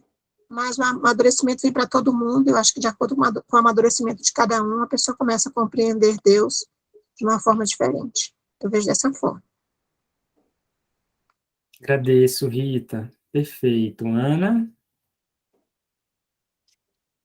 Essa pergunta, ela é muito profunda para mim, né? Eu levei ela para um outro caminho. O Evangelho de Jesus, eu acho uma coisa mais palpável. Eu acho que a gente é mais fácil, um conhecimento mais amplo, maior, e inclusive daqueles que se dizem ateus e têm interesse de conhecer a história, né? Então, existem vários livros de pessoas que se dizem ateus falando sobre Jesus. Então, esse é fácil, esse conhecimento é um conhecimento acessível e que quem quiser está disponível para ler, talvez não compreender, né, e não acolher da forma real que Jesus colocou, mas que é mais acessível alcançar algumas nuances do Evangelho. Agora, Deus, eu acho uma questão assim bem do olhar, do ponto de vista que eu entendi a questão, eu não saberia explicar Deus, né? E assim, como a Cleo colocou, a gente entende das leis divinas, está na nossa consciência algumas questões certo e errado, mas Deus mesmo, definir Deus, dizer eu conheço Deus, eu não consigo alcançar essa... Tanto é que eu questiono muito, né? Algumas coisas, assim. Então, e outra coisa, a gente vem desconstruindo algumas questões. Eu mesmo que venho de tradição católica, na tradição católica a gente personaliza Deus. Então, Deus, eu passei uma vida enxergando Deus como um ser, como homem. E aí a gente vai desconstruindo isso, né, hoje, agora na doutrina espírita. Então, é muito profundo dizer assim, conheço Deus, sei quem é Deus. Não, eu não alcanço essa resposta. Perfeito, Ana. Alguém mais quer falar? Não? Então, eu gostei demais do que vocês abordaram, as perspectivas, né? De novo, não tem certo e errado, né? Tudo aqui é reflexão para a gente pensar juntos, viu? Mas o que eu quero pontuar com vocês? A gente está ali desde o começo do estudo falando de duração dos sofrimentos, que a gente precisa caminhar por outra rota, ter a vontade, ter o arrependimento. Sabemos também que as leis civis estão ajudando também a entender, por exemplo, as penas impostas, né? O conceito de eternidade, tudo isso, né? O Espírito São Luís nos pontuou também de que a gente tem a irresistível necessidade de sair do nosso lado inferior e caminhar para ser feliz. Certo. Mas aí o que eu quero trazer para vocês, e que vai muito também de encontro à fala das três, Rita, Ana e Cleo, né? É uma reflexão, pessoal, uma crítica reflexiva, vamos colocar assim, né? Para a gente, às vezes, eu sinto que não só no espiritismo, mas às vezes até no movimento acadêmico, universitário, profissional, às vezes a gente quer se encaixar, né? Ou querem nos encaixar em determinados locais, né? De que, é isso, é aquilo, e se sair do isso e aquilo, você está totalmente errado. Você não está seguindo a doutrina espírita. Mas isso é uma opinião minha, Rodrigo falando, eu acredito que a gente deve ter esse olhar bem mais crítico, bem mais aprofundado. E não é porque a gente tem um conhecimento, um pouquinho de bagagem espírita, um pouquinho de bagagem lá acadêmica, da nossa profissão, tal, um pouquinho de bagagem cultural, que isso nos faz melhores que ninguém. O fato de estarmos aqui nesse estudo não nos faz melhores que ninguém. E aí, por que eu fiz essa pergunta para vocês? Todos conhecem a Deus? Todos conhecem o Evangelho do Cristo? Não. E aí, Ana, eu entendi a profundidade da sua resposta, que realmente, eu gosto muito quando você fala, realmente eu não consigo alcançar a Deus. Eu também não consigo, mas eu sinto Deus, apesar de não alcançá-lo, né? E eu entendi a sua profundeza da sua resposta. Mas quando eu pergunto isso, se todo mundo do planeta conhece Deus, ou todo mundo conhece o Evangelho do Cristo, eu respondo aqui e assino embaixo que não, né? E é pelo fato de que o nosso mundo, por ser extremamente desigual, desumano, egoísta, onde carece ainda de esperança, carece ainda de caridade, não à toa ainda estamos em provas e expiações, ainda falta muito para a regeneração, não à toa, por a gente ainda viver essas tristes questões, essas mazelas, a gente ainda não consegue falar sobre Deus ou falar sobre o Evangelho do Cristo Jesus para todo mundo, porque ainda somos muito egoístas. E aí é por esse Evangelho ainda não chegar a todo mundo que a gente deve se fazer a seguinte pergunta: cara, por que eu estou sendo tão ríspido? Por que eu estou sendo tão crítico? Por que eu estou sendo tão julgador, né? Numa condição de perfeição, por eu ter esse conhecimento? Por que eu estou tendo esse papel de juiz, de juíza, com pessoas que cometem crimes, com pessoas que tomam atitudes equivocadas, com pessoas que fazem atitudes horrendas aos nossos olhos? Por que eu estou sendo juiz ou juíza se essas pessoas vivem num mundo extremamente egoísta e desigual, que foi fomentado por mim, que estou aqui falando, que sou ser humano, né? Que esse egoísmo fomentado por mim, né? A pessoa que está num mundo extremamente desigual, não foi Deus que criou o mundo extremamente desigual, não foi Deus que criou o mal, é o ser humano que perpetua e constrói o mal e ele perdura. É quando o ser humano tomar a atitude de não mais perdurar o mal, de não mais perdurar o egoísmo, que eu vou conseguir, pouco a pouco, tirar essa desigualdade desse planeta. E aí, quando eu fiz essa pergunta a vocês, é óbvio que nem todo mundo conhece o Evangelho do Cristo. E é por isso que eu não devo ter esse papel de juiz. E é por isso também, gente, olha só, Rodrigo, tu vai ser contraditório no que tu vai falar. Não, eu quero que vocês reflitam sobre isso.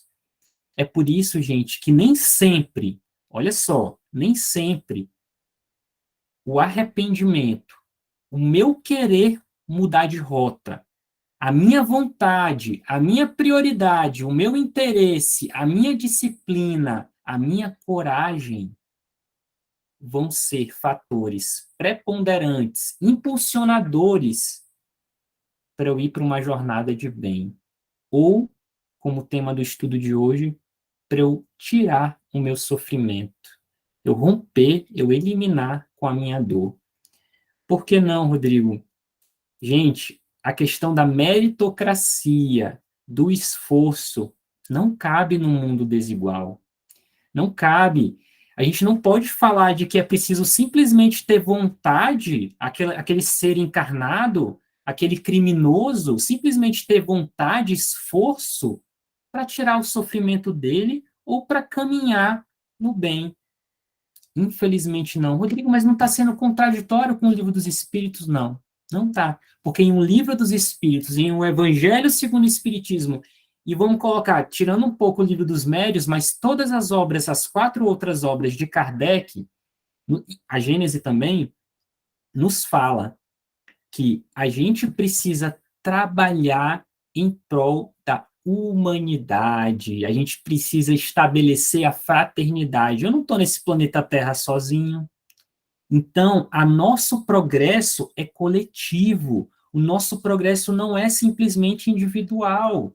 Então, não adianta eu, Rodrigo, com esse conhecimento atual do Espiritismo, com esse conhecimento um pouquinho cultural, um pouquinho acadêmico, não adianta eu simplesmente querer me melhorar, querer transcender, querer crescer na minha jornada evolutiva, se eu não estou pensando no progresso coletivo, se eu não tenho a consciência que o meu planeta Terra é desigual, é egoísta, que o meu planeta, vamos colocar o nosso país, o nosso Brasil é racista, o nosso Brasil é preconceituoso, o nosso Brasil é corrupto, né? Se eu não ter essa noção, como que eu vou progredir coletivamente? Como que eu vou querer que alguém que, por exemplo, mora no Complexo do Alemão, e eu falo da realidade do Rio de Janeiro que eu vivi por anos, alguém que mora no Complexo do Alemão, um bairro extremamente marginalizado, ou seja, colocado à margem de políticas públicas, colocado à margem de políticas sociais, onde a polícia entra e não quer prender somente bandido, onde pessoas de bem são feridas, onde crianças morrem por bala perdida. Como que eu quero colocar para alguém que mora lá no Complexo do Alemão, em todo esse sofrimento, que a pessoa simplesmente, não, eu tenho vontade de romper com esse sofrimento, eu tenho o meu esforço diário para romper com essa dor, com essa amargura, com todo esse contexto social, e vou caminhar sozinha. Não. É preciso que nós aqui nessa sala virtual, é preciso que a gestão do Rio de Janeiro, prefeitura, governo, a gestão federal também haja no Complexo do Alemão, e aí eu faço esse círculo, esse recorte, todo mundo haja em conjunto para que aqueles moradores de lá, para que aquele morador X possa também eliminar o seu sofrimento. Ou seja, gente, não é uma jornada solitária, não é uma jornada que todo mundo vai agir sozinho ou sozinha. É preciso de múltiplos contextos, de múltiplas pessoas, de múltiplas ações, para que, de fato, eu possa romper com o meu sofrimento, para que, de fato, eu possa romper com a duração da minha dor. Então, não é uma tarefa solitária, não é uma tarefa que eu posso fazer somente por fazer eu mesmo. Porque se eu caminhar por essa estrada, eu não vou estar pensando no progresso coletivo.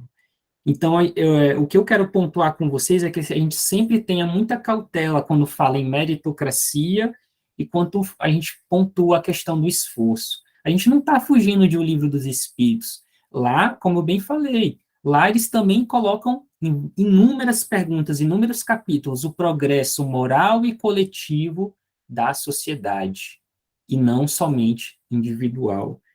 Então, se a gente quer realmente levar o Evangelho de Jesus, ou levar o que a gente tem de percepção sobre Deus, a gente precisa fazer isso nas nossas atitudes com todos, nas nossas palavras com todos, trabalho, família, e não somente aqui nessa sala virtual, onde todo mundo é espírita ou simpatizante do espiritismo, certo? É uma tarefa árdua. E aí pontuo mais. Às vezes são pessoas que não conhecem a Deus, ou não têm uma percepção sobre Deus, ou sobre o Cristo, às vezes são essas pessoas que estão lutando por um coletivo, né? Às vezes são essas pessoas, por exemplo, tal qual o físico Einstein, que foi muito perseguido, muito criticado durante a Segunda Guerra Mundial, às vezes é ele, por ser ateu, que fala que Deus não joga dados. Então, é uma reflexão aí para a gente, certo? Muita cautela quando a gente fala dessa vontade em querer sair do sofrimento, desse esforço em querer sair do sofrimento. É uma ação conjunta. Ninguém está sozinho. Para finalizar, e não me alongar muito, as perguntas finais desse estudo de O Livro dos Espíritos, eles nos trazem a ideia, seria a reencarnação, a ressurreição, também uma forma de entendimento de outras religiões para entender a reencarnação? Sim. E aí, lembra que eu falei de a gente debater com outras pessoas que pensam diferente da gente, a nível de crença, ou às vezes não tem uma crença? É a gente saber dialogar. A ressurreição que a Igreja Católica nos traz, e outras denominações também religiosas, nada mais é do que a reencarnação. Talvez não no sentido da transfiguração pelo qual Jesus passou, mas no sentido da gente entender o processo reencarnatório, de que há muitas moradas na casa do meu Pai, de que há muitos planetas habitados. Então, é possível a gente pegar conceitos, ideias de outras religiões e tentar ali convergir, conversar, dialogar, debater para um entendimento um ou outro. Não é colocar, não, a reencarnação existe, aí você não quer ouvir a opinião do outro que fala sobre ressurreição. Não, mas, cara, isso que você falou da ressurreição faz sentido. Quando a gente entende que Jesus passou por uma transfiguração, quando a gente entende que Jesus estava num estado ali fluídico muito sublime, e que ele apareceu para Madalena, né? E que todos ali à época pensaram que ele tivesse voltado no mesmo corpo. Né? Então, é preciso a gente ter abertura no diálogo com as pessoas, principalmente as que têm crenças diferentes das nossas. Então, é sim, ressurreição e reencarnação é uma forma de diálogo e de conversa. E aí seria o espiritismo um óculos, eu tenho miopia, meu Deus, seria o espiritismo um óculos para as pessoas do mundo? Volta à questão anterior. Gente, não é todo mundo que tem o conhecimento espírita, e principalmente o espiritismo ainda é muito circunscrito, muito restrito, né, muito elitizado. Então, o espiritismo não vai ser o óculos para as pessoas enxergarem o mundo, começarem a praticar o evangelho do Cristo. Lembra até, pessoas que são ateias, às vezes, são muito mais cristãs do que aquelas que estão inseridas numa religião. Então, o espiritismo não será o óculos, mas o espiritismo é aquele tripé essencial para a gente pensar filosofia, o que eu estou querendo colocar na minha vida como um modo de vida, como uma filosofia de vida. Ciência, ou seja, eu pensar na lógica, na fé raciocinada e no bom senso. Voltando ao começo do estudo, sabendo que se eu coloco o ser humano em sofrimento eterno, eu tiro um atributo de Deus. Isso é fé raciocinada, isso é ciência. E sabendo também o contexto religioso para minha questão moral, de que eu fui um criminoso ou sou um criminoso nessa vida, mas eu, pela minha necessidade de caminhar para a luz, eu quero me arrepender, eu quero ter o meu caminho de redenção, ou seja, eu quero me transformar moralmente. Então, esse é o cunho religioso, ciência, filosofia e religião. E aí isso nos faz enxergar novos horizontes, certo? E para finalizar, vou passar um tiquinho do tempo, o Livro dos Espíritos nos traz uma ideia de paraíso, inferno e purgatório. E aí cada concepção religiosa tem um significado para isso. Paraíso, o céu, o inferno, arder na chama do inferno, o fogo eterno, ter caldeirões lá no andar de baixo do nosso planeta, o purgatório. Tá, Rodrigo, mas o que é tudo isso? Como é que a gente pode interpretar isso ao Evangelho de Jesus, né? Não somente a doutrina espírita. A gente entende, quando fala de paraíso, inferno e purgatório, vem a ideia de pluralidade dos mundos habitados.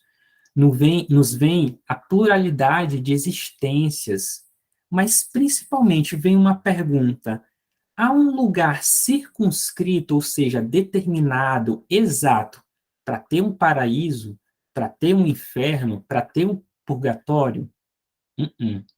Não há um lugar determinado. Rodrigo, mas o plano espiritual não tem um local lá que só tem espíritos superiores e tal, que a gente ainda não pode alcançar. Gente, não tem lugar determinado circunscrito. Sabe o que acontece? Os espíritos estão por toda parte. Então, como que eu vou ter um lugar circunscrito para um céu, um possível céu, ou um possível inferno, onde estariam os espíritos imperfeitos? Tudo isso, gente, é conexão espiritual, é simpatia, é afinidade. Quando eu desencarno, e aí, trazendo a minha perspectiva de vidas anteriores, eu vou sintonizar, eu vou me afinizar com espíritos que são parecidos comigo. Ou seja, se eu conseguir nessa reencarnação atingir um grau de sublimidade, de pureza, quando eu desencarnar, eu vou lá me afinizar como se fosse um imã, gente. Imagina um imã. O imã não puxa todo o ferro para si, então eu vou me puxar. Como eu estou afinizado moralmente, intelectualmente, a minha jornada evolutiva do bem caminha para isso, eles vão me puxar como se fosse um imã. E aí eu vou nessa transmigração espiritual. A mesma coisa se dá do lado contrário. Se eu sou um espírito imperfeito nessa e nas minhas vidas anteriores, quando eu desencarnar agora, eu vou ser atraído, ser conectado com espíritos que estão nesse grau, que nem eu, de inferioridade. Então, não há determinação de local, e sim sintonia. Sintonia. E aí, para que eu possa, por exemplo, vamos colocar um aspecto da gente do sentido, visualizar, enxergar um espírito superior, eu preciso primeiro me sintonizar com ele. Eu preciso primeiro estar com um imã, ser um ferro que você puxado para esse conjunto de espíritos.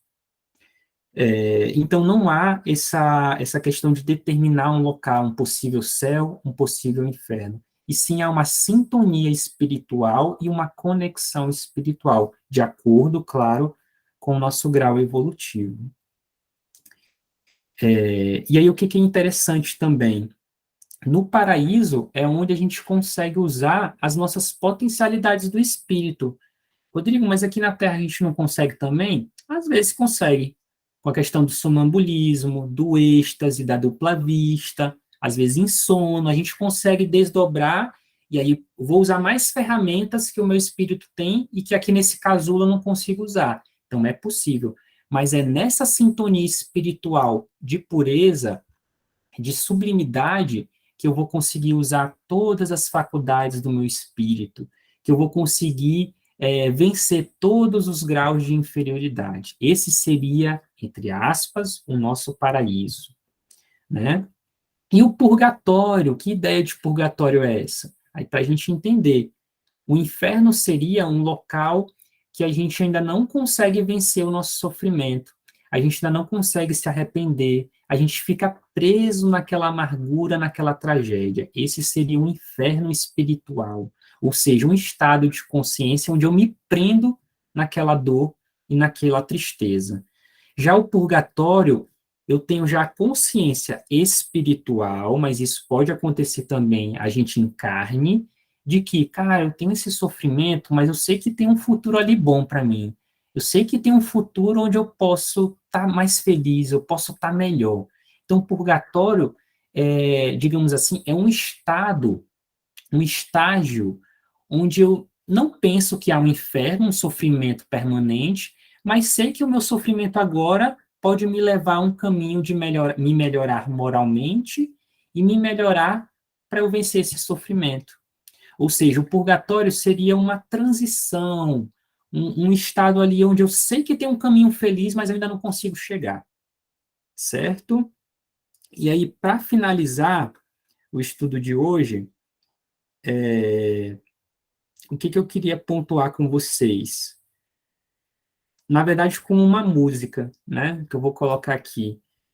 Jesus fala, meu reino não é deste mundo, né? E aí, antes de eu colocar a música, eu queria perguntar para vocês, o que vocês pensam sobre isso, quando ele fala, meu reino não é deste mundo?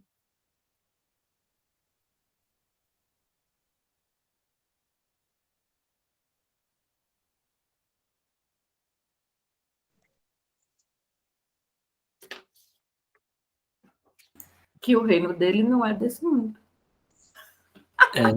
Literalmente, né, Cléo? Desse mundo terra, né? Gostei, Cléo. Certo. Que há Que mais? muitas moradas na casa do meu pai, ou seja, o reino de Deus, né? Assim, a gente às vezes confunde muito isso, né? Porque, na verdade, o reino de Deus está dentro de cada um de nós, né? À medida em que nós vamos amadurecendo, à medida em que nós vamos evoluindo, né? Esse reino vai se transformando dentro de nós. Então, ele não está em um local específico. Ele está dentro de nós. E por que ele não é desse mundo? Porque hoje eu sou desse mundo, amanhã eu estou no mundo espiritual, depois eu estou no outro mundo, depois eu estou lá em Júpiter, daqui uns dias eu estou em Júpiter, não vou ver mais vocês, entendeu? Mas eu acho que é isso, Rodrigo. É porque o reino de Deus... Oxe, eu vou junto para Júpiter. Vamos lá, vamos lá. Estou fazendo uma piada para Júpiter.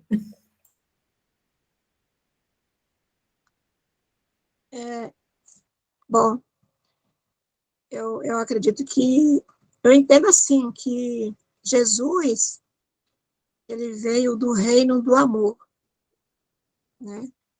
E nós ainda não entendemos isso.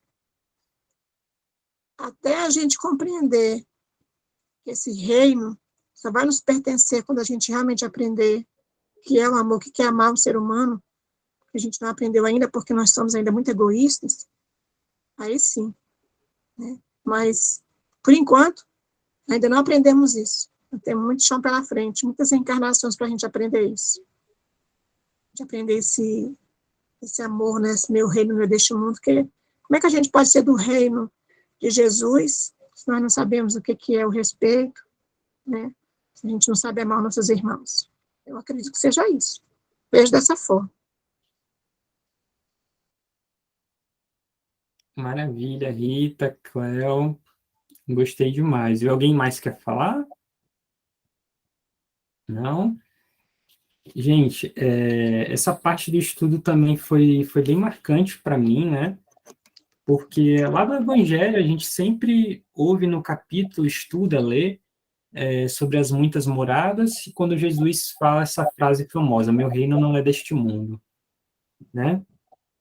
E aí, quando Jesus fala, meu reino não é deste mundo, e olha só como as coisas vão estar. E acredito, não por acaso, essa ser uma das últimas perguntas do estudo, lá do Livro dos Espíritos, né? Os espíritos não são danadinhos eles, né? Quando Jesus fala, meu reino não é deste mundo, ele quer dizer que a implantação do reino, do evangelho que ele praticou em vida aqui, não é um local físico, não é um local circunscrito, não é um local determinado. Isso era para a gente fazer, tentar fazer e continuar tentando dentro dos nossos corações. Quando ele fala, meu reino não é deste mundo, é porque o reino dele está no coração de cada um. Mas cada um aqui, ou cada um mundo afora, está em um determinado ponto dessa construção, de entender que esse reino é interno, é dentro do coração, é dentro do espírito.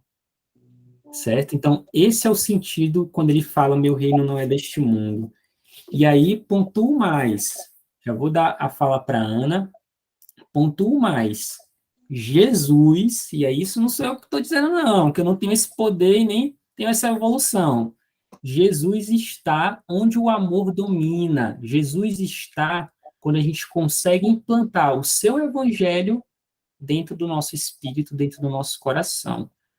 Então, quando a gente tenta, às vezes, achar que Jesus está muito longe, ou achar que Deus está muito longe, é só a gente tentar, dia a dia, incessantemente, coletivamente, não só individualmente, a gente tentar construir isso dentro de nós. E a gente tentar colocar o amor em domínio, colocar o amor em expansão no nosso espírito. Então, esse é o significado que a espiritualidade nos traz no livro sobre a frase, o meu reino não é deste mundo.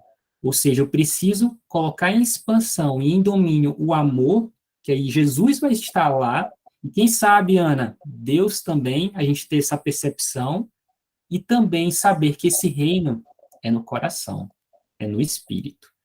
E aí, antes da Ana falar, eu queria só colocar uma música para não perder o fio da meada. Eu vou compartilhar aqui a tela. Não sei se eu vou acertar, mas vou tentar aqui para a gente compreender essa frase dita pelo nosso queridão e mestre amado Jesus. Só compartilhar aqui. Aí vocês me falam se vocês estão ouvindo, se não estão. E aí, estão vendo aí a tela?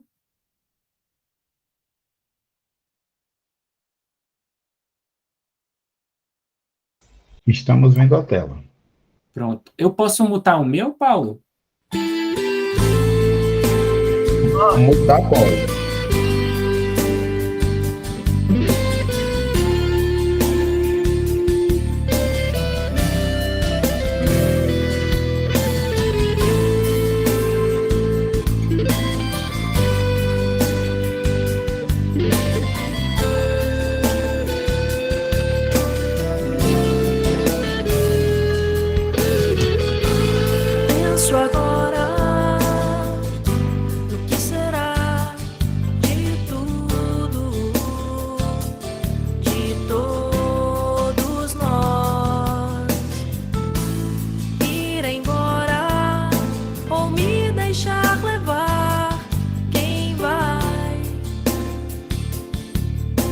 Mas quem vai ficar em meio a tantas guerras, feras, eras de rancor? Quem vai dizer de amor? E num mundo onde muita coisa é cara e sem valor, quem vai dizer de amor?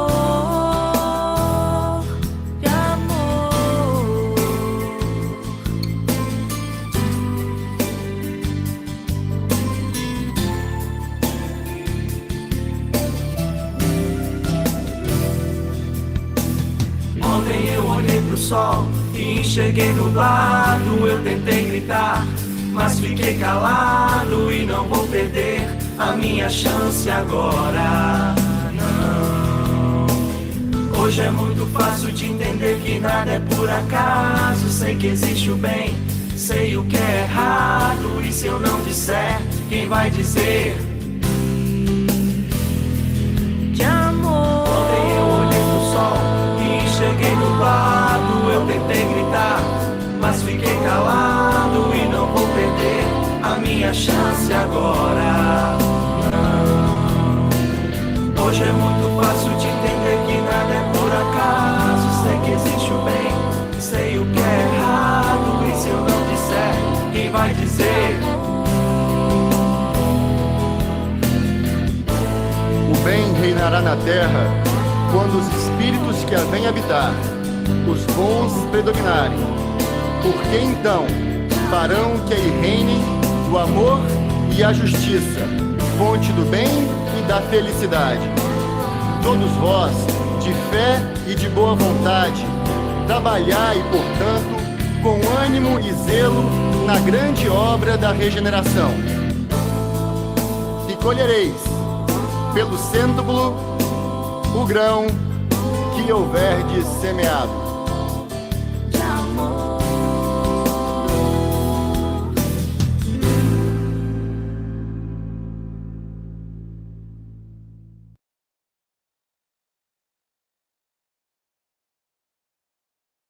Que maravilha. Você está no mudo, Rodrigo. Todo mundo conseguiu ouvir? Perfeitamente. Gente, se vocês não entenderam absolutamente nada dessa 1h40 de estudos, eu espero que essa música tenha simplificado tudo que a gente tentou aqui abordar no tema de hoje.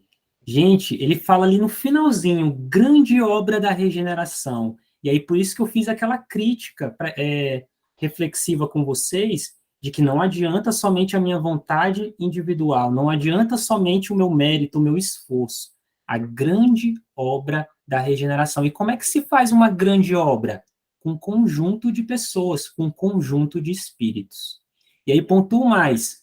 Quem vai dizer de amor? O meu reino não é deste mundo. Quem está dizendo de amor aí? No coração. Quem vai dizer de amor dentro de si? Colocando o amor como um domínio. Então, quis colocar essa música que me marcou muito na juventude espírita, né, para vocês, e gratidão por essa oportunidade de estudo. Ano que vem espero poder contribuir um tiquinho mais, e é isso. Quem tiver, não sei se alguém está com alguma dúvida, querem perguntar, mas fique à vontade. A Ana queria falar também, né? Então, vamos lá. Gratidão. Quando você perguntou, vou tentar ser breve, já passamos. Quando você perguntou do meu reino, né, desse mundo, a resposta da Cléo e da Rita, contemplar, eu não quis nem responder, e aí você acabou falando, né, também de acordo com o que elas vieram trazendo, que o reino de Deus está realmente no coração, no amor. E aí, a partir disso, eu comecei a pensar, refletir sobre todo o estudo, né, sobre as outras questões também, e aí dentro disso eu vejo que, continuo pensando dessa forma, não conheço Deus porque eu não me conheço. E a partir do momento que eu vou me conhecendo mais, eu vou conhecendo mais a Deus. Penso eu que quando eu me conhecer completamente, aí eu consigo definir Deus.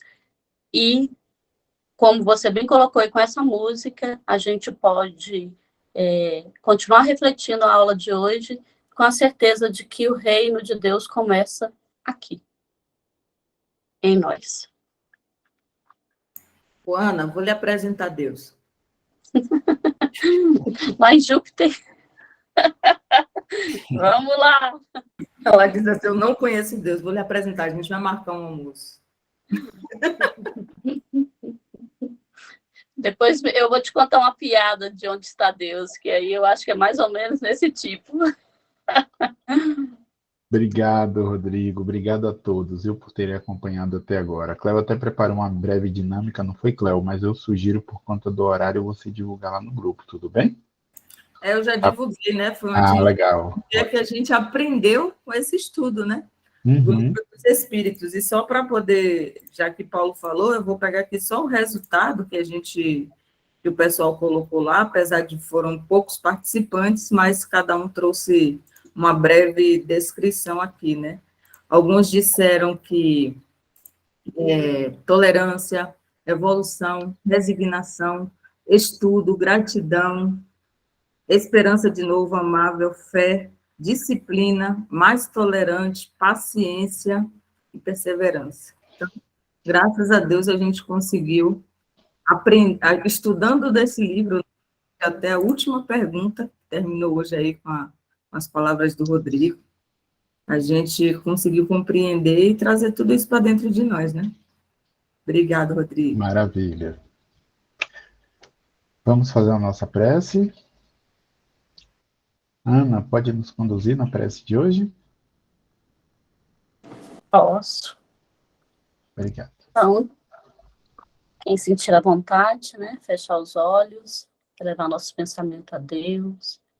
Agradecer por todo o estudo desenvolvido durante esse período. Agradecer a cada facilitador que contribuiu para enriquecer nossos estudos, nossos encontros. Agradecer a toda a equipe do Servil que se dispôs, né, a estar à frente, principalmente Cleo e Paulo, que sempre disponibilizam mais tempo, vontade, paciência para estar junto conosco nesses estudos. E, principalmente, agradecer a cada um que conosco fez parte desses estudos e contribuiu de uma forma muito rica para que a gente conseguisse um estudo mais aprofundado a partir de cada participação, a partir de cada questionamento, a partir de cada vivência. Agradecer a todos desencarnados que estiveram conosco e que também aprenderam. E agradecer, inclusive, aqueles que, por alguma razão, quiseram desvirtuar nossos entendimentos, nos influenciar para sair, porque, por alguma razão, a gente precisa deles até para evoluir, para entender, para perdoar e para pedir perdão. Agradecer a espiritualidade amiga que se fez presente em cada momento, em cada encontro, e que está presente aqui hoje. Enfim, agradecer a Deus, mesmo não conhecendo plenamente, eu também o sinto, estou sentindo agora, estou emocionada. Agradecer por tanta oportunidade de aprendizado e de, com o outro, a gente perceber o reino de Deus. Que assim seja. Que assim seja. Obrigado, queridos amigos. Valeu, Muita paz. pessoal. Muito bom estar aqui com Obrigada, vocês. gente. Tamires, gente. Obrigado. Oi. beijo. Obrigado, gente. Obrigado, Ana, aí pela prece maravilhosa mesmo. Também me emocionei bastante. Assim, que pena que nós não vamos mais estar juntos nesse estudo, né? Que acaba hoje. Mas teremos outro. Essa estrada continua. Verdade. Obrigado, Rita. Obrigada por tudo, pelo ano inteiro, pela paciência, pela oportunidade. Foi muito legal. Tá bom? Quando tiver livro dos Gente, médios, boa eu vou noite, chamar viu? Foi muito Boa bom. noite. compartilhar esse semestre com vocês. Um Feliz Natal, um feliz Ano Novo para todo mundo, com muita saúde, muita paz, muita harmonia. E o ano que vem estaremos juntos de novo, né, Cléo, Paulo? Vamos aí, continuar. Livro dos Médiuns agora. Vamos juntos. Um abraço, gente. Fiquem com Deus. Tchau. Um abraço. Obrigada, Regina. Obrigada, Rita. Ótimo para o novo, por nada. Obrigada, gente. Tchau. Fique com Deus. Tchau. Um abraço, gente. Beijo. Isso. Tchau, tchau, Paulo. Tchau, minha querida. Vamos